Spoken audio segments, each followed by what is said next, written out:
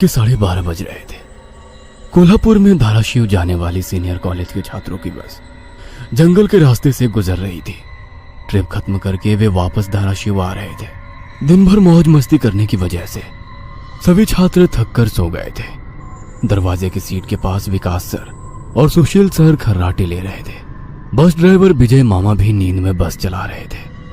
उनके बगल वाली सीट पर प्यून पांडु मामा बैठे हुए थे कि तभी बस के सामने जंगली सुअरों का झुंड आया। विजय मामा ने बस जंगल में रोक दी। कुछ देर में जब रास्ता खाली हुआ तो बस फिर से चलने लगी। कुछ ही देर में विकास सर के पीछे ही दूसरी सीट पर बैठा श्याम नींद से जाग गया। श्याम की उम्र 21 साल थी। पढ़ाई में बहुत तेज था, लेकिन हमेशा अकेला रहने वाला। ना किसी से बनती थी, ना ही उसका कोई दोस्त था। वह दूसरी सीट पर अकेला बैठा हुआ था। सर, टॉयलेट जाना है। सर ने आधी आंखें खोलकर खिड़की से बाहर देखा। बस अभी भी जंगल में ही थी। थोड़ी देर बैठ जाओ, जब जंगल खत्म होगा तब मुझे उठा दो, मैं बस रोक दूंगा। वे बोले और फिर आंखें बंद कर सो गए। श्याम बस की खिड़की से बाहर देखने लगा और जंगल खत्म होने का इंतजार करने लगा। कुछ ही देर में जंगल खत्म हुआ और बस वीरान जगह पर आ गई। उसने विकास सर को जगा दिया और उन्होंने ड्राइवर से बस को रोकने के लिए कहा। जैसे ही बस रुकी, विकास सर बोले, किसी को टॉयलेट होना है तो अभी उतर जाओ, वरना बस सीधे धाराशिव जाकर ही रुकेगी। आवाज सुनकर पिछली सीट पर बैठा श्रीकांत नींद से जाग गया। विकास सर टॉर्च लेकर पहले बस से बाहर उतर गए। उनके पीछे पीछे श्याम और श्रीकांत भी उतरे और वो दोनों अलग अलग झाड़ी के पीछे टॉयलेट करने गए। श्याम टॉयलेट करके वापस आया, लेकिन श्रीकांत अभी भी नहीं आया था कि तभी श्रीकांत जोर से चिल्लाया। उसकी आवाज सुनकर विकास सर और श्याम उसकी ओर भागे, लेकिन तभी श्रीकांत झाड़ी से बाहर आया। क्या हुआ, क्यों चिल्लाए थे? कुछ नहीं सर, चप्पल से होकर कांटा पैर में चुभा। उसकी आवाज सुनकर ड्राइवर और प्यून भी नीचे उतरे थे। वह सब बस में वापस चढ़ने ही वाले थे कि तभी एक बाइक बस के सामने आकर रुक गई। अरे भाई साहब, यहाँ के नहीं हो क्या आप? क्या आपको पता नहीं कि इस रास्ते पर लोगों को हमेशा चकवा लगता है? बाइक चलाने वाला बोला। चकवा नाम सुनकर विकास सर बोले, हाँ पता है, हम बस निकल ही रहे हैं। और वो सब बस में बैठ गए। सर, वो आदमी किस चकवे के बारे में बात कर रहा था? प्यून ने अगली सीट से ही मुड़कर विकास सर से पूछा। हिंदी में चकवा मतलब छलावा, छलावा मतलब भूत। कहते हैं जो लोग रात में सफर करते हुए मरते हैं, उनकी आत्मा छलावा बन जाती है। छलावा रात को सफर करते हुए यात्रियों को पकड़ लेता है और उन्हें अपने गंतव्य स्थल तक पहुंचने ही नहीं देता। वो बस उन्हें उसी जगह पर घुमाते रहता है। कितना भी भाग लो या फिर गाड़ी तेज भगाओ, आप उसी जगह पर आ पहुंच जाओगे जहां आपको छलावा ने पकड़ लिया था। या फिर वो लोग रास्ते से भटक जाएंगे और उस जगह पहुंच जाएंगे जहां पर छलावा उन्हें ले जाना चाहता है, विकास सर ने बताया। इसके बाद ड्राइवर बोला, और यात्री रात भर उसी जगह पर बार बार घूमते हैं। वो तब तक रास्ता भटकते हैं जब तक सूरज ना उगे। जैसे ही सूरज उगता है, उनकी ताकत कम हो जाती है। मेरे कुछ ड्राइवर दोस्त हैं, उनको भी छलावे ने पकड़ लिया था। कहते हैं छलावा बस उन्हीं यात्रियों को पकड़ता है जो थके हुए होते हैं, क्योंकि उन पर हावी होना बहुत आसान होता है ना। फिर तो छलावा बहुत ही खतरनाक है। प्यून घबराते हुए बोला। अरे कुछ खतरनाक नहीं है, ये सब अंधविश्वास है। ड्राइवर जब थक जाता है तो रात में उसे रास्ता समझना मुश्किल हो जाता है, इसलिए उसे भ्रम हो जाते हैं और वो रास्ता भटकता है। इसे ही अनपढ़ लोगों ने भूत यानी चकवा या छलावा का नाम दिया है। विकास सर बोले। ये सभी बातें श्याम और श्रीकांत सुन रहे थे। नहीं सर, छलावे होते हैं और कुछ छलावे तो जानलेवा भी होते हैं। मेरे दादाजी को छलावे ने इतना परेशान किया था कि मरते मरते बचे थे। रात को जितने भी एक्सीडेंट होते हैं, उनमें से कुछ ना कुछ एक्सीडेंट छलावे के कारण ही होते हैं। वो रात के बेरहम शिकार होते हैं। यात्रियों की थकान और डर ही उनकी ताकत होती है। शिकारियों की तरह ही वे यात्रियों को डराते हैं, भगाते हैं और उनकी जान लेकर उनका शिकार करते हैं। हमें बस इतना पता चलता है कि कार एक्सीडेंट में उनकी मौत हो गई है, लेकिन मौत का कारण छलावा ही होता है सर। श्याम ने डरावनी आवाज में कहा। सर, इस का कुछ मत सुनो। इसकी बुआ राइटर है, उन्हीं से सुनी होंगी ये बातें। और राइटर लोगों का तो काम ही होता है बातें बनाना, उसी से तो उनका घर चलता है। पिछली सीट पर बैठे श्रीकांत ने कहा। श्रीकांत, चुप हो जाओ और सो जाओ, उन्होंने डांटते हुए कहा। और उसके बाद सभी लोगों ने आंखें बंद कर ली और सो गए। कुछ समय बीता।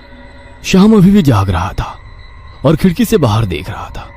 बस किसी जंगल के बीचों बीच से गुजर रही थी कि तभी उसने देखा कि रास्ते के किनारे एक बंद पड़ी चाय की टपरी है।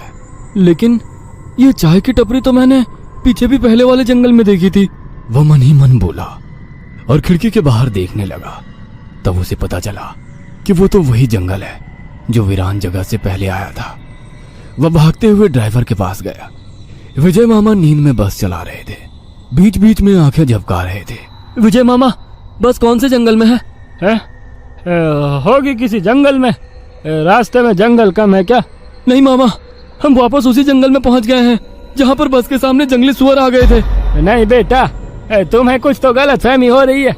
वो जंगल तो कब का पीछे छूट गया है ना। उनकी बहस सुनकर विकास सर नींद से जाग गए। क्या हुआ श्याम? सर, हमें छलावा लग चुका है। उसने हमें पकड़ लिया है क्योंकि बस वापस उसी जंगल में आई है जहां से पहले गुजरी थी। लेकिन विकास सर भी ड्राइवर की तरह उस पर विश्वास नहीं कर रहे थे। सर, अगर आपको मेरी बात पर यकीन नहीं हो रहा है तो बाहर देखो। अभी कुछ देर रास्ते के किनारे एक ट्रक दिखाई देगा जो एक्सीडेंट में पलटी हो चुका है। और कुछ ही देर में रास्ते के किनारे सभी को पलटी हुई ट्रक दिखाई दी। ये देखकर सभी हैरान हो गए थे। ड्राइवर ने भी मान लिया कि श्याम सच बोल रहा है कि तभी जंगल खत्म हो गया और बस वही सुनसान वीरान जगह पर पहुंच गई जहां पर वो कुछ देर पहले टॉयलेट करने के लिए रोक दी गई थी। ये देखकर सभी की आंखें फटी की फटी रह गई थी। विकास सर की तो बत्ती ही गोल हो गई थी। श्रीकांत पिछले सीट से आगे आ चुका था। सबके चेहरे का रंग उड़ गया था। बस अभी भी रास्ते पर चल रही थी कि तभी वो फिर से वापस वही जंगल में पहुंच गई। वह सभी जान गए कि उन्हें छलावा ने पकड़ लिया है। ड्राइवर कोई दूसरा रास्ता मिलता है या नहीं ये देख रहा था, लेकिन फिर भी बस वापस उसी जंगल में आ जाती थी। ऐसा लग रहा था कि मानो पूरी दुनिया में बस वही एक रास्ता है जो घूम फिर कर उसी जंगल में ले आता है। सर, अभी इस छलावे से कैसे निकले? मैंने सुना है कि छलावे से बाहर तभी निकल सकते हैं जब सुबह हो जाए। इसका मतलब हमें रात भर इसी सड़क से गुजरना होगा, जंगल से वीराने में और वीराने से जंगल में। क्यों ना हम सुबह होने का इंतजार करते हुए उसी वीरान जगह पर रुक जाए। ड्राइवर बस चलाते हुए बोला। लेकिन शायद मैंने सुना है कि छलावे में रुकना ठीक बात नहीं है। नहीं सर, मेरी बुआ ने बताया था कि अगर सेफ जगह मिल जाए तो रुकने में कोई परेशानी नहीं है। बस इतना ही पता है तुम्हें? और कोई तरीका नहीं है क्या? है, लेकिन वो अभी के लिए नहीं है। और वैसे भी अगर जिस छलावे ने हमें पकड़ा है, अगर वो कमजोर हुआ तो उसकी शक्तियाँ कुछ ही देर में कमजोर हो जाएंगी और हम छलावे से छूट जाएंगे। फिर वो छलावा हमें नहीं पकड़ सकता। इन सभी की बातें सुनकर सोए हुए सुशील सर जाग गए। अरे क्या हुआ? आ गया क्या मेरा बोरगांव? सुशील सर उबासी लेते हुए बोले। तभी सभी ने उन्हें घटी हुई घटना बता दी। यह सुनकर सुशील सर के तो मानो होश ही उड़ गए। लेकिन तभी ड्राइवर जोर से चिल्लाया, सर, आगे एक गांव आया है। यह सुनकर सभी लोग ड्राइवर की तरफ भागे। तब उन्हें रास्ते के किनारे एक बोर्ड दिखाई दिया जिस पर लिखा था, बोरगांव में आपका स्वागत है। यह देख सुशील सर जोर से चिल्लाए, ये तो मेरा गांव है, लेकिन हम यहाँ इतने जल्दी कैसे पहुंचे? हमें तो कोल्हापुर से निकले मुश्किल से 2 घंटे हो गए हैं और मेरा गांव कोल्हापुर से 6-7 घंटे की दूरी पर। ये आपका गांव नहीं है सर, छलावा है। आपके मुंह से बोरगांव का नाम सुनकर छलावा हमें बोरगांव दिखाकर गुमराह कर रहा है। लेकिन अच्छा हुआ बोरगांव आ गया। मुझे लगता है कि हमें यहाँ पर सुरक्षित जगह ढूंढकर छिप जाना चाहिए। और सुशील सर के घर से ज्यादा सुरक्षित किसका घर हो सकता है? लेकिन सर, छलावे में एक जगह पर रुकना खतरे से खाली नहीं है और छलावा खुद में ही खतरा है। वो खुद में सुरक्षित जगह कैसे रख सकता है? तुझे मेरे से ज्यादा पता है क्या? बचपन से मैं भूतों के बारे में सुनते और पढ़ते आया हूँ। तू तय रहा। विजय मामा, बस सुशील सर के घर की तरफ ले चलो। सुशील सर ने ड्राइवर को अपने घर का रास्ता दिखाया। लेकिन तभी उन्हें उनके गली में लोगों की भीड़ दिखाई दी। बस आगे नहीं जा सकती थी, इसलिए उन्होंने बस दूर ही खड़ी कर दी। भीड़ में खड़े लोग जोर जोर से रो रहे थे और भीड़ का रुख सुशील सर के घर की तरफ ही था। भीड़ के रोने की आवाज सुनकर वे सभी लोग डर गए। सुशील सर बस से उतरे और भीड़ में घुस गए। उनके पीछे पीछे सभी भीड़ में घुस गए। वह सभी भीड़ को चीरते हुए सुशील सर के घर के सामने जा पहुंचे और आगे का नजारा देख उनकी रूह कांप उठी, क्योंकि जमीन पर खून से लथपथ 4 लाशें पड़ी हुई थी और वो लाशें थी सुशील सर के बीवी बच्चे की और उनके माता पिता की। उन सभी की किसी धारदार हथियार से गला काटकर हत्या कर दी गई थी। खुद के परिवार की लाशें देखकर सुशील सर का दिल सहम गया और वो रो पड़े। ये क्या हो गया? किसने मारा उन्हें? उन्होंने रोते हुए एक आंख वाले बूढ़े आदमी से पूछा। आज तुम्हारे बीवी ने चाकू से तुम्हारे बच्चे का और तुम्हारे माता पिता का गला चीरकर उन्हें मार डाला और फिर खुद का गला काट कर खुदकुशी कर ली। क्या? लेकिन क्यों? उसने ऐसा क्यों किया? अरे तुमने ही उसे ऐसा करने पर मजबूर किया होगा, वरना वो तो बहुत ही समझदार और नेक दिल इंसान थी। क्या शादी के इतने सालों बाद भी मैंने उसे कभी रुलाया नहीं है और आप मुझ पर इल्जाम लगा रहे हैं? तुमने ही उसे ऐसा करने पर मजबूर किया है। ये लो चाकू और अपनी जान देकर अपने गुनाह का प्रायश्चित कर लो। वैसे भी तुम अकेले इस दुनिया में जीकर क्या करोगे? खुद की जान दे दो, वरना उनकी आत्मा को कभी शांति नहीं मिलेगी। न जाने सुशील सर को क्या हुआ, वो उस आदमी की बातों में आ गए। ऐसा लग रहा था कि वो उसकी बातों से वश में आ गए थे। उन्होंने वो चाकू अपने हाथ में लिया और रोते हुए बोले, हाँ हाँ, मैं प्रायश्चित करूंगा, मैं अपनी जान दूंगा। वैसे पास खड़े ड्राइवर ने उन्हें रोका। अरे सर, ये आप क्या कर रहे हो? ये सब छलावा है, आपका परिवार नहीं है। आपका परिवार घर पर सुरक्षित है। तभी एक आंख वाला आदमी बोला, ए, तूने अगर एक लफ्ज भी आगे कहा तो तुम्हें पकड़कर गांव के बीचों बीच सूली पे चढ़वा देंगे। यह सुनकर ड्राइवर डर गया और चुप बैठ गया। सुशील सर ने जमीन पर बैठकर चाकू की धार अपने गले पर रखी। सर, ऐसा मत करिए, यह सब कुछ छलावा है, इसके चंगुल में मत फंसिए सर। लेकिन फिर भी सर होश में नहीं आ रहे थे, इसीलिए प्यून ने गुस्से में आकर उनको चांटा मारा। तब जाकर वो होश में आ गए और उन्होंने चाकू नीचे फेंक दिया। ये देख एक आंख वाला आदमी गुस्सा हो गया। भाइयों, इन लोगों को भीड़ से बाहर निकाल दो, इन्हें हम बाद में देखेंगे, पहले इस सुशील के बच्चे को पकड़ लो। ये सुनकर भीड़ में खड़े लोगों ने सभी को भीड़ से बाहर कर दिया। श्रीकांत, विकास सर, प्यून और ड्राइवर भीड़ के अंदर घुसने की कोशिश कर रहे थे, लेकिन अंदर घुस नहीं पा रहे थे। सुशील सर के हाथ पैर बांधकर उन्हें जमीन पर बिठाया गया। सुशील सर अपनी जान की भीख मांग रहे थे। मुझे कोई बचाओ, विकास सर, पांडु मामा, मुझे प्लीज बचाओ, मुझे बचाओ। वो चिल्ला रहे थे कि तभी एक आंख वाले आदमी ने चाकू से सुशील सर का गला काटा और उनका सर धड़ से अलग कर दिया। उसने उनका सर हाथ में पकड़ा और भीड़ के बाहर हवा में फेंक दिया। वो सीधे श्रीकांत और श्याम के सामने आ गिरा। वो दोनों चीखे। तब एक आंख वाला आदमी बोला, भाइयों, इन शहरी लोगों ने सुशील को बचाने की जरूरत की है, उन्हें भी पकड़कर उनका गला काट दो। वैसे भीड़ में खड़े लोग इन सब लोगों की तरफ मुड़े। वो गुस्से से इनकी तरफ देख रहे थे। तभी उन्हें बस के हॉर्न की आवाज आई। जल्दी से भागो, जल्दी करो। कुछ ही दूर बस में बैठे ड्राइवर मामा चिल्लाए। उनकी आवाज सुनते ही श्याम, श्रीकांत, विकास सर और प्यून बस की तरफ भागे। भीड़ उनका पीछा कर रही थी। ये सभी लोग जैसे तैसे बस में चढ़ गए। गांव वालों ने बस पर पथराव किया। बस के कांच टूटकर बच्चों के शरीर में उसके टुकड़े घुस गए, लेकिन उसमें से कोई भी नींद से जागा नहीं था, क्योंकि वो सब छलावे के प्रभाव से मोहित होकर सो गए थे। श्याम, विकास सर और श्रीकांत के शरीर में भी कांच के टुकड़े घुस गए थे। कुछ लोग बस के सामने खड़े होकर रोड से बस को तोड़ रहे थे कि तभी ड्राइवर ने उन पर बस चढ़ा दी और बस वहां से चल पड़ी। जैसे तैसे बस गांव से बाहर आ गई। हर कोई अपने शरीर से कांच के टुकड़े निकालने में लगा हुआ था। श्रीकांत अपने हाथ में घुसा कांच का टुकड़ा निकाल रहा था कि तभी प्यून वहां पर आया। भतीजे, रुक, मैं निकालता हूँ, वो बोला, क्योंकि श्रीकांत उनकी बहन का बेटा था। बस फिर से वापस जंगल में आ गई थी।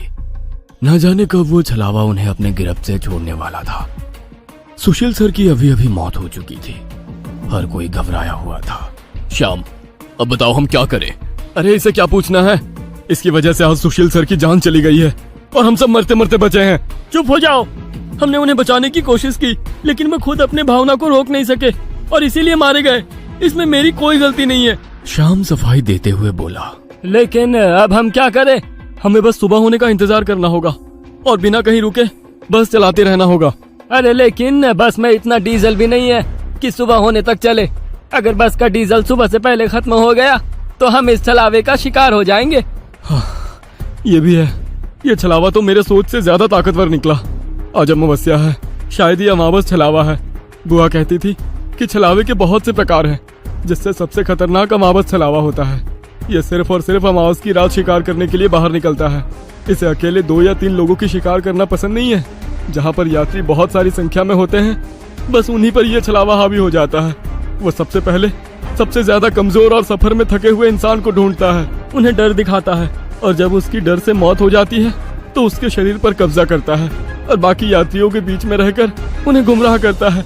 उन्हीं छलावे में बस घूमता रहता है और जब सभी यात्री थक जाते हैं तब उनका शिकार करता है।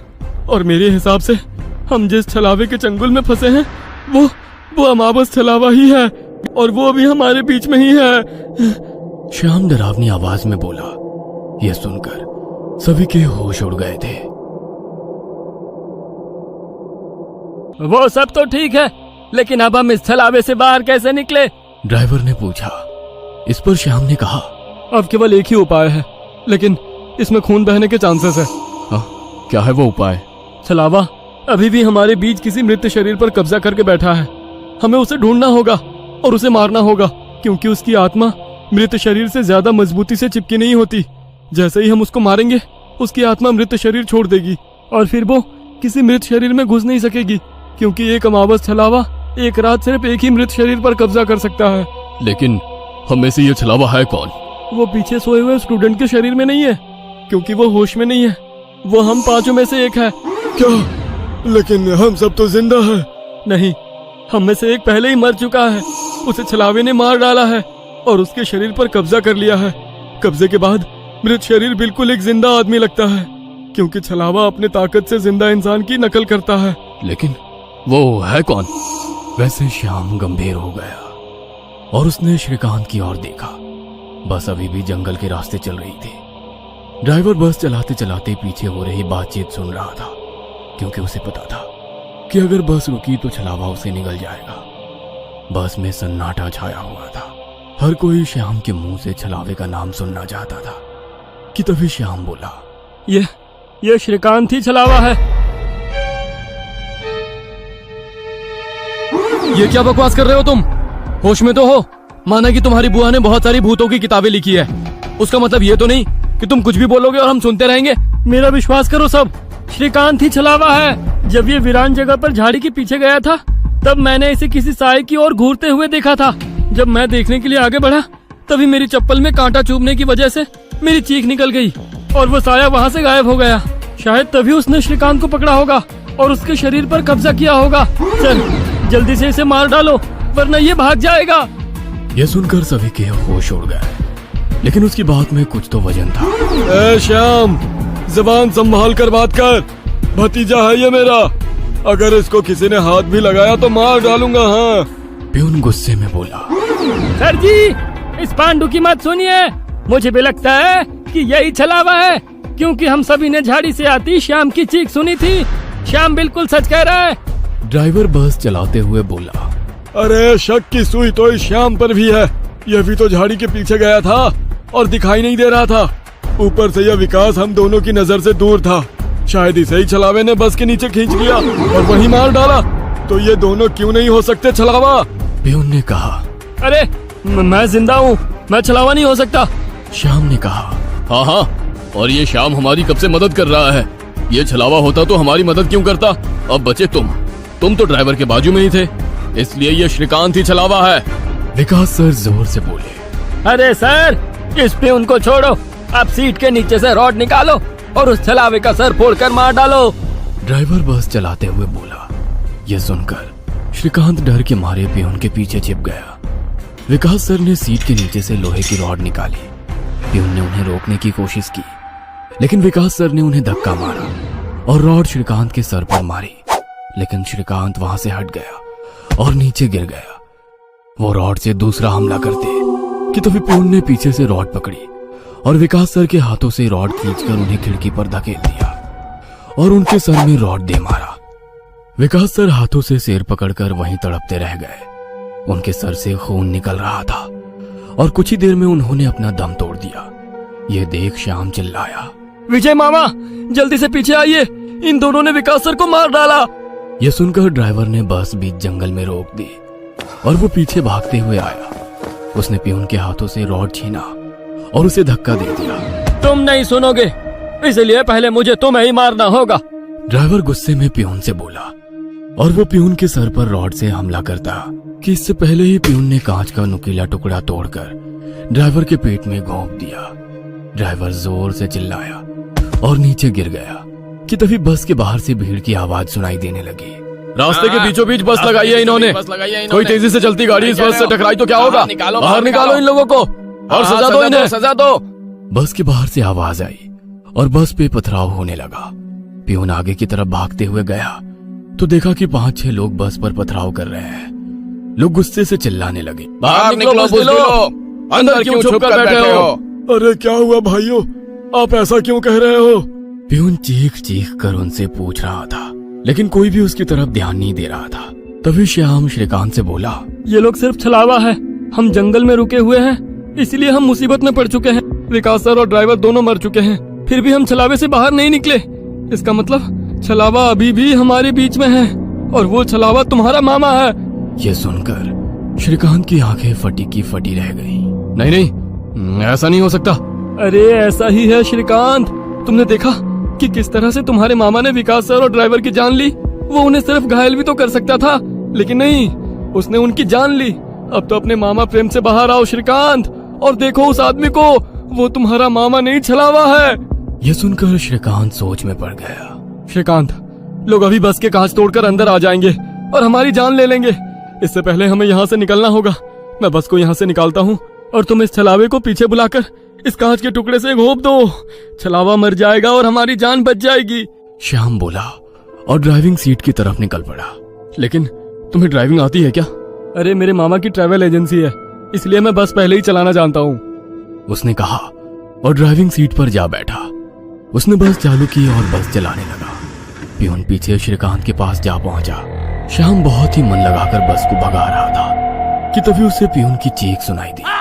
उसने मिरर में देखा तो पियून गले में हाथ लगा के नीचे गिर गया। श्रीकांत के हाथ में खून से सना कांच का टुकड़ा था। उसने अपने ही मामा को गला काट कर मार डाला था। श्रीकांत श्याम के पास आया। श्याम ने बस रोक दी। मैंने छलावे को मार डाला। ये सुनकर श्याम जोर जोर से हंसने लगा और उसकी आंखें लाल हो गई और वो डरावनी आवाज में बोला, लेकिन छलावा तो मैं हूँ। यह सुनकर श्रीकांत के तो होश उड़ गए। अरे चौंक क्यों रहे हो, मैं ही छलावा हूँ। जंगल में जब बस के आगे सुअरों का झुंड आया था, तभी मैं बस में घुस गया था। मैंने बस में सबसे कमजोर और थका हुआ यात्री चुना। ये श्याम थकान के कारण गहरी नींद में सो गया था। मैंने इसे जगाया और मेरा असली रूप दिखाया। मेरा डरावना रूप देखकर ये उसी वक्त सीने पर हाथ लगाते हुए मर गया। मैंने तुरंत इसके शरीर पर कब्जा कर लिया। तभी मैंने जाना कि पिछली सीट पर बैठा एक लड़का, मतलब कि तू, आधी नींद में था और टॉयलेट जाने के विचार में था, और मैंने अपना खेल शुरू कर दिया। मैंने बस में बैठे सभी को छलावे की कहानी सुनाकर डरा दिया, क्योंकि डर ही मेरा सबसे बड़ा हथियार है। मैंने जानबूझकर तुम सबको गुमराह किया और सुशील सर के गांव ले गया और तुम्हें छलावे में रुकने के लिए मजबूर किया और सुशील सर की जान ली। मैंने ही विकास सर, तेरा मामा और ड्राइवर को एक दूसरे से लड़ाया ताकि वो आपस में लड़ लड़ कर मर सके, और आखिर मैंने तुम्हारे हाथों से ही तुम्हारे मामा का खून करवाया। ऐसा कहकर वो हंसने लगा। यही मेरा खेल यानी कि शिकार थी। तूने अपने ही मामा की जान ली, उस मामा की जिसने तुम्हें बचाने के लिए अपने जान पर खेलकर 2 आदमियों की जान ली। अब तुम्हारा जी कर क्या फायदा। यह सुनकर श्रीकांत के आंखों में आंसू आ गए। उसे अपनी गलती का एहसास हो गया। श्रीकांत, आओ बैठ जाओ इस ड्राइविंग सीट पे और ठोक दो इसे किसी पेड़ पे। ले लो खुद की और इन सभी यात्रियों की जान। छलावा श्रीकांत की आंखों में देखकर बोला। शायद उन लाल आंखों का जादू श्रीकांत पे हो रहा था। वो छलावे की बातों में आ गया था, जैसे सुशील सर आ गए थे और खुद की जान लेने के लिए तैयार हो गए थे। शायद श्रीकांत को अपने किए का पछतावा हो रहा था और वो छलावे की बात मानने वाला था कि तभी श्रीकांत ने अपने आंसू पोंछे और वो जोर से चिल्लाया, मामा। छलावे को पीछे पैरों की आहट सुनाई दी और उसने मुड़कर देखा कि तभी प्यून ने लोहे का रॉड छलावे के सर पे दे मारा और उसके सर पर 4-5 बार हमला कर उसका सर कुचल दिया। तुम्हें क्या लगा खेल केवल तुम ही खेल सकते हो? अरे मैंने तो तुम्हें तभी पकड़ लिया था जब तुम विकास सर और ड्राइवर की मौत देखकर मुस्कुरा रहे थे। तुम अपनी खुशी छुपा नहीं पाए। तब मेरे दिमाग में तुम्हारी बातें आई। जानबूझकर तुमने हमें गुमराह करके छलावे में रोका और तुम्हारी वजह से सुशील सर की जान गई। तुमने मुझ पर ही छलावा होने का इल्जाम लगाया, हाँ?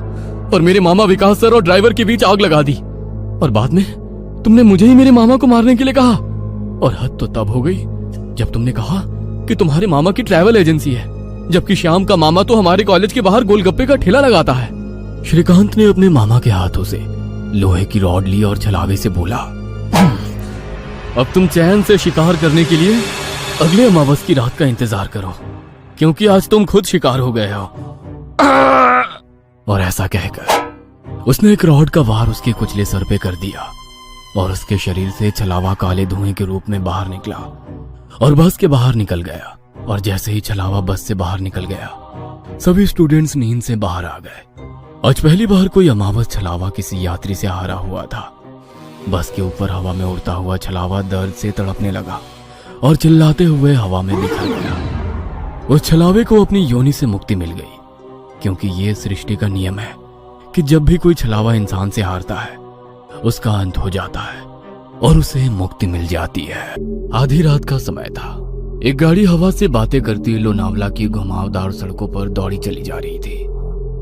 गाड़ी के अंदर तेज म्यूजिक चल रहा था और अंदर बैठे चारों नौजवानों अक्षय, रवि, आयशा और आदि ने अपने हाथ में एक एक कोल्ड ड्रिंक की बोतल पकड़ी हुई थी, जिसमें उन्होंने शराब मिला रखी थी। शराब के नशे में झूमते हुए अचानक ही अक्षय ने गाड़ी में ब्रेक लगा दी। अचानक ब्रेक लगने के कारण चारों को एक जोरदार झटका लगा और जैसे शराब का नशा एक झटके में चूर हो गया। घबराते हुए रवि, आदि और आयशा गाड़ी से बाहर निकल आए। क्या हुआ अक्षय, इतनी जोर से ब्रेक क्यों लगा दिया? सब ठीक तो है ना? लगता है डिक्की खुली रह गई है। जा आदि, तू चेक कर गया। कुछ नहीं हुआ बे, बस वैसे ही मजे ले रहा था। इसका बर्थडे है, इसे परेशान करना तो बनता है ना। तुम्हें अगर ज्यादा मस्ती सूझ रही है तो हटो, मैं ड्राइव करती हूँ। गाइस, मुझे लगता है अक्षय पीकर आउट हो चुका है। ए आयशा, चुप करके बैठना पीछे। बोला ना तुझे मजाक कर रहा था। आदि आ जाना यार, कुछ नहीं है डिक्की में, बैठ जल्दी। आशा के बुलाने पर आदि भी आ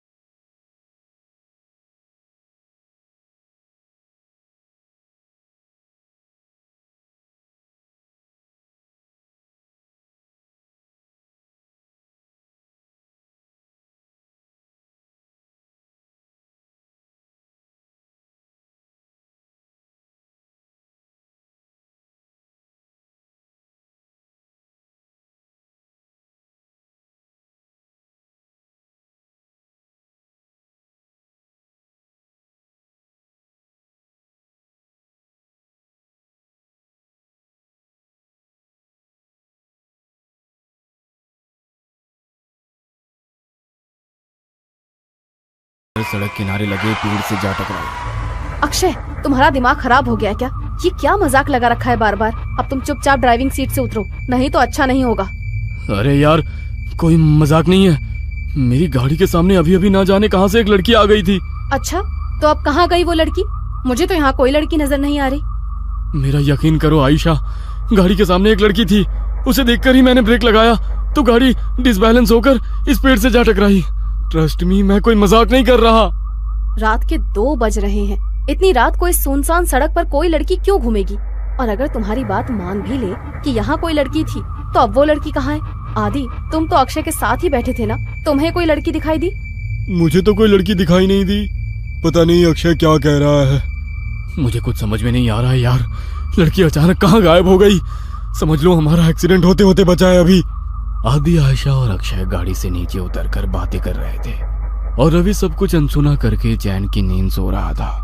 इसे देखो, अभी गाड़ी खाई में गिर जाती तो ये सोते सोते कुंभकर्ण ऊपर पहुंच जाता। इसीलिए बोलती हूँ, लिमिट में पिया करो। हाँ, तो सही कह रही है, शायद मुझे चढ़ गई है। मैं पीछे बैठता हूँ, अब तू ड्राइव कर ले। ना बाबा ना, अब तो मेरी आंखें नींद से भरी हो रही हैं। तू ही चला गाड़ी, लेकिन अब ध्यान से चलाना। अक्षय एक बार फिर से ड्राइविंग सीट पर बैठ गया और आयशा पीछे बैठकर झपकियां लेने लगी। कुछ देर बाद, यार आदि, मुझे ऐसा लग रहा है हम बार बार उसी रास्ते पर आ रहे हैं। सब गोल गोल घूम रहा है यहाँ, वही पेड़ वही पहाड़। मुझे सच में चढ़ गई है क्या यार? तू एक बार लोकेशन चेक करना। भाई, पहाड़ एक जैसे ही होते हैं, इसमें क्या अलग होगा? आदि अपना मोबाइल निकालता है, लेकिन मोबाइल में कोई नेटवर्क ही नहीं आ रहा था। यार, मेरे फोन में नेटवर्क ही नहीं है।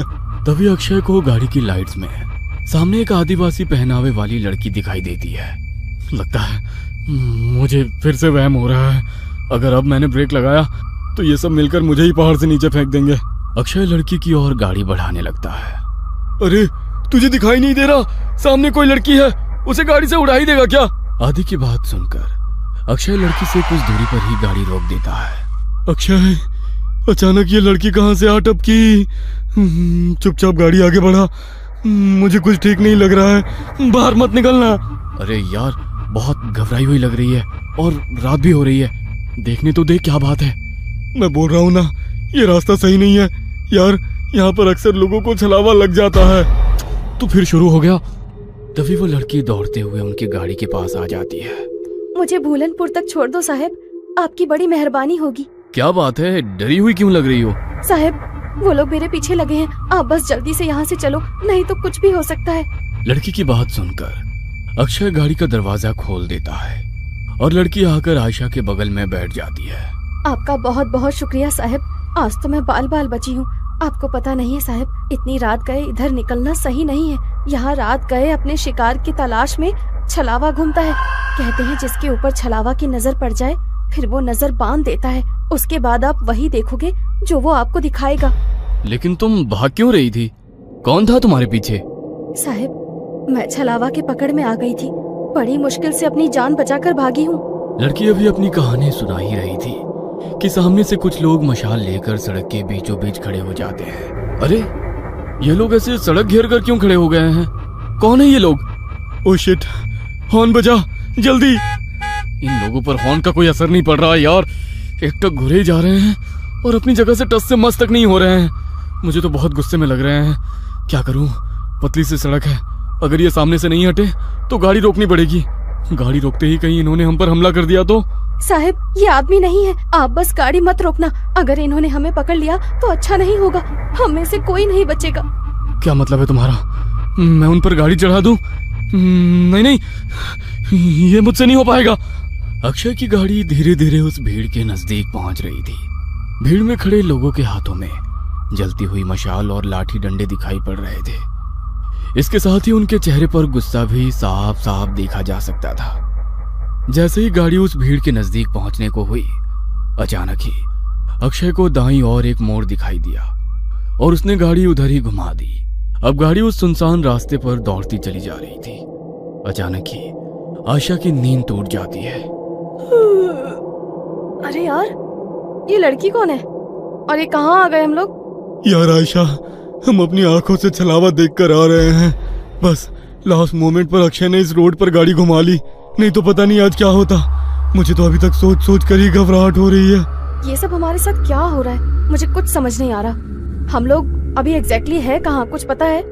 आशा के इतना कहते ही अक्षय को सड़क पर एक बोर्ड दिखाई देता है। ये देख, सामने बोर्ड पर लिखा है लोनावला 60 किलोमीटर। लो, हम तो बस 1 घंटे में लोनावला पहुंचने वाले हैं। लेकिन लोनावला पहुंचने में तो 8 घंटे लगते हैं ना। इतनी जल्दी हम लोग लोनावला कैसे पहुंच सकते हैं? आखिर ये कौन सा रोड है जो इतनी जल्दी वहां पहुंचा रहा है? वेट, मुझे ऐसा क्यों लग रहा है कि हमारी ये ट्रिप कुछ अनयूजुअल सी हो गई है। रवि सोए ही जा रहा है, इतना कुछ हो गया लेकिन इसकी नींद ही नहीं खुल रही है। आधी रात को तुम्हें ये लड़की मिल जाती है, फिर ये पता नहीं कौन सा नया रास्ता मिल जाता है, और अब तुम कह रहे हो लोनावला बस 60 किलोमीटर बचा है। I can't believe it. कुछ तो गड़बड़ हो रही है हमारे साथ। क्या यार आयशा, तू तो मजे से नींद में झपकियां ले रही थी ना। अगर तूने वो मशाल और हथियार वाले लोग देखे होते तो तुझे भी यकीन हो जाता। अक्षय ने जो उस मोमेंट पर किया वो सही किया, कुछ अनयूजुअल नहीं है। मैं अक्षय को गलत नहीं बता रही हूँ, लेकिन मुझे यकीन नहीं है कि ये रास्ता सही है। आयशा, आदि और अक्षय के बीच बहस चल रही थी कि उन्हें सड़क के किनारे एक ढाबा दिखाई देता है। चलो इस ढाबे पर उतरकर पता करते हैं कि ये रास्ता कहाँ जाता है। नहीं साहब, मैं गाड़ी से नीचे नहीं उतरूंगी, आप लोग जाइए। मैं यही ठीक हूँ। मुझे बहुत डर लग रहा है। मुझे भी लगता है कि हमें यहाँ पर नहीं उतरना चाहिए। जहाँ तक मुझे पता है इस पहाड़ी रास्ते पर कोई ढाबा नहीं है। फिर ये ढाबा अचानक कहाँ से आ गया? अरे यार चलो ना, तुम लोग हर काम बिगाड़ते क्यों रहते हो? कुछ खाने को मिल जाए तो ले लेंगे, फ्रेश भी हो लेंगे। ये रवि तो उठ ही नहीं रहा है, इसके लिए भी कुछ पैक करा लेंगे। आदि और अक्षय के कई बार समझाने पर भी आयशा और वो लड़की गाड़ी से उतरने के लिए तैयार नहीं हुई, इसीलिए वो दोनों ही ढाबे के अंदर पहुंच जाते हैं। वहां पहुंचकर अक्षय सिगरेट सुलगा लेता है। आदि, सिगरेट पिएगा? दूर रख इसे, पहले ही शराब पी रखी है, ऊपर से ये सिगरेट। पागल मत बन अक्षय, तुझे गाड़ी भी चलानी है। अरे वो तो कब की उतर गई भाई। कोई है? अरे भाई कुछ मिलेगा खाने के लिए? अक्षय के कहीं बाहर आवाज लगाने पर एक रहस्यमयी सा दिखने वाला आदमी अंदर से बाहर आता है। कुछ खाने के लिए है? अक्षय की बात सुनकर वह आदमी एक प्लेट में दाल चावल निकालकर उसकी ओर बढ़ा देता है। छी, ये कैसा खाना है? इसमें तो कीड़े रेंग रहे हैं। खाओ चुपचाप, हम भी कई दिनों से भूखे हैं। अब तुम आ गए हो, अब हमारी भूख भी मिट जाएगी। उस आदमी की रहस्यमयी बातें सुनकर अक्षय बहुत घबरा जाता है। अक्षय उस आदमी को धक्का देकर वहां से भागते हुए गाड़ी की तरफ आ जाता है। आदि चल यहाँ से, ये आदमी मुझे कुछ ठीक नहीं लग रहा है, यहाँ रुकना सही नहीं है। कहाँ तक भागोगे? वो तुम तक पहुंच चुका है, छल चुका है तुम्हें। अब तुम में से कोई नहीं बचेगा। इतना कहकर वो आदमी वहां से गायब हो जाता है। अक्षय और आदि हाँफते हुए वापस गाड़ी में आकर बैठ जाते हैं। गाड़ी में बैठ आदि, हम अभी भी छलाऊ में हैं और उस आदमी ने अभी अभी हमसे कहा कि वो हम तक पहुंचकर हमें छल चुका है। इसका मतलब कहीं ये तो नहीं कि छलावा हम में से ही कोई एक हो। अबे क्या बकवास कर रहा है? क्या नई कहानियां बना रहा है अब तू? अरे तू तो पूरे रास्ते सो रहा था ना, तुझे नहीं पता हमारे साथ क्या क्या हुआ है। तू चुप रह, ये ढाबा भी एक छलावा ही था। कुछ समझ नहीं आ रहा है क्या सच है क्या भ्रम।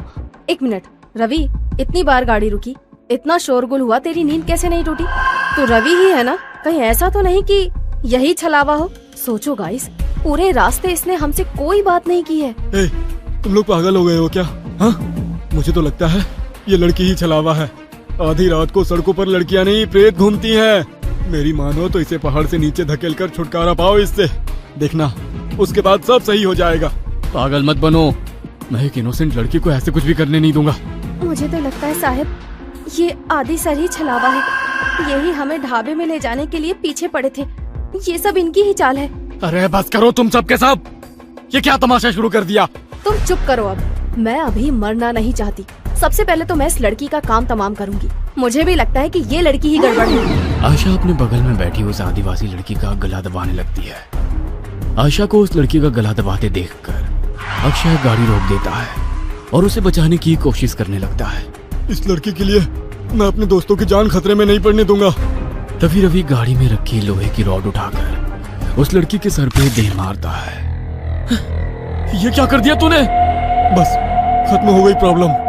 इसकी बॉडी को गाड़ी से बाहर फेंको और आगे बढ़ो। लड़की को मारने के बाद वे लोग उसकी बॉडी को गाड़ी से नीचे उतार रहे होते हैं कि तभी दूसरी ओर से कुछ गांव वाले मशाल लेकर उनकी ओर दौड़ते दिखाई पड़ते हैं। ये तो वही लोग हैं ना जिसे ये लड़की छलावा बोल रही थी। इसका मतलब छलावा अभी भी हमारे आसपास ही है। जल्दी चलो यहाँ से। वे चारों घबराकर फिर से गाड़ी में बैठ जाते हैं। देखो, सुबह होने में बस 1 ही घंटा बाकी है। हमारे बीच जो भी छलावा है वो अगले 1 घंटे में हम सबको अपने साथ ले जाएगा। हमें उसके बारे में पता लगाकर उसे खत्म करना होगा, नहीं तो हम में से कोई नहीं बचेगा। Calm down. ये जो कुछ भी है इसने हमारी सोचने की शक्ति को खत्म कर दी है। हम लोग एक भ्रम में हैं। क्या सच है क्या झूठ कुछ भी समझ नहीं आ रहा है। वो हमें इमोशनली ब्रेक कर रहा है ताकि हम पर काबू कर सके। तू अपना प्रवचन अपने पास रख, मैं तुम तीनों को ही खत्म कर दूंगा, तो छलावा के बचने का कोई चांस भी नहीं रहेगा। तो मुझे भी मार देगा रवि? तू तो मुझसे प्यार करता था ना। Shut up! मुझे यहाँ से जिंदा अपने घर जाना है बस। इससे पहले कि रवि आयशा को मारता, आयशा अपने गले में पहने हुए स्कार्फ से रवि का गला घोटने लगती है। तू ही है वो राक्षस, तुझे ही खत्म कर देती हूँ, सारी प्रॉब्लम खत्म हो जाएगी। आयशा और रवि के बीच होती हाथापाई को देखकर अक्षय अचानक से अपनी सीट के पास रखी बियर की बोतल को आदि के सर पर दे मारता है। उस फूटी हुई बोतल से ही अक्षय आदि के ऊपर एक के बाद एक कई सारे वार कर देता है। अक्षय के आदि पर हमला कर देने से अचानक ही आदि का चेहरा बदलने लगता है और वो एक खौफनाक चेहरे वाले प्रेत में बदल जाता है। आदि का चेहरा बिल्कुल काला हो गया था और उसके बदन पर कपड़े भी पुराने और फटे दिखाई दे रहे थे। हैरानी से अक्षय की ओर घूरते हुए वो जोर से चिल्लाया, नहीं, ये नहीं हो सकता। आज तक मेरे भ्रमजाल से निकलकर कोई बाहर नहीं आ पाया है। तुझे कैसे पता चला कि मैं ही छलावा हूँ? पिछले काफी देर से मैं आज रात की सारी घटनाओं की कड़ियां आपस में जोड़ने की कोशिश कर रहा था। तुझे पहले ही पता था कि हम तेरा बर्थडे मनाने लोनावला जा रहे हैं। घर से तो तू खुशी खुशी हमारे साथ आ गया था, लेकिन जैसे ही ये पहाड़ी हाईवे स्टार्ट हुआ तू कुछ अजीब सा व्यवहार करने लगा। पहले तूने कई बार मुझे यू टर्न लेने को कहा, जबकि तू जानता था उस रोड पर आगे 10 किलोमीटर तक कोई यू टर्न नहीं है। उसके बाद उस लड़की को लिफ्ट देने से मना करना, अचानक से छलावे की कहानी सुनाने लगना, जबकि तू तो इन बातों को कभी मानता ही नहीं है। वो गांव की लड़की ठीक कह रही थी, तू ही मुझे जानबूझकर उस ढाबे में ले गया था, लेकिन मैं वहां से बचकर किसी तरह निकल आया। मेरे सिगरेट के लिए पूछने पर तूने मेरा हाथ जब झटका वो मुझे बहुत अजीब लगा था। और सबसे जरूरी बात, रवि तो पूरे रास्ते गाड़ी से उतरा ही नहीं था। इसीलिए जब आयशा रवि को मारने लगी तो मैंने तेरी तरफ नजर घुमाकर देखा। तू अपनी सीट पर बैठा बड़े आराम से मुस्कुरा रहा था। कोई दोस्त अपने दोस्त को ऐसी हालत में देखकर हंस नहीं सकता। मैं समझ गया कि छलावा तू ही है और कोई नहीं। मूर्ख हो तुम सब। मैंने तुम्हें समझने के लिए कितने मौके दिए, लेकिन तुम मूर्ख के मूर्ख ही रहे। मैंने तुम्हें बताया था, छलावा जो चाहेगा तुम बस वही देखोगे। मैंने तुम लोगों की नजर और दिमाग को बांध रखा था। गांव के लोग उस लड़की को नहीं, मुझे पकड़ने के लिए तुम्हारा पीछा कर रहे थे। इसलिए मैंने तुमसे कहा कि गाड़ी मत रोकना। मैंने ही तुम्हें वो ढाबा दिखाया ताकि तुम सब वहां नीचे उतर जाओ और मैं अपना शिकार कर लूं। लेकिन ये आयशा बहुत चालाक है। इसने गाड़ी से उतरने से मना कर दिया था, इसलिए मैं वहां शिकार करने से चूक गया। बस कुछ देर की बात और थी, इस रवि के मरते ही तुम दोनों एक दूसरे की जान के दुश्मन बन जाते और एक दूसरे को मार डालते और मेरी जीत हो जाती। अगर ये आदि नहीं है तो हमारा आदि कहाँ है? तुम्हारा आदि तो उसी जगह मेरा शिकार बन गया था जब पहली बार तुम सब गाड़ी से उतरकर इस अक्षय से झगड़ा कर रहे थे और वो गाड़ी की डिक्की चेक कर रहा था। अक्षय, मार इसको, छोड़ना मत। उसने हमारे आदि को मार डाला, मैं इसे नहीं छोड़ूंगी। सुबह के 4 बज चुके हैं, अब तुम लोग मेरा कुछ नहीं बिगाड़ सकते। इतना कहकर वह छलावा वहां से गायब हो जाता है। जन्मदिन के दिन ही अपने दोस्त को खोने के गम ने उन सबको तोड़ कर रख दिया था। उस रात छलावे से उनकी जान तो बच गई थी, लेकिन अपने दोस्त को खोने का गम जीवन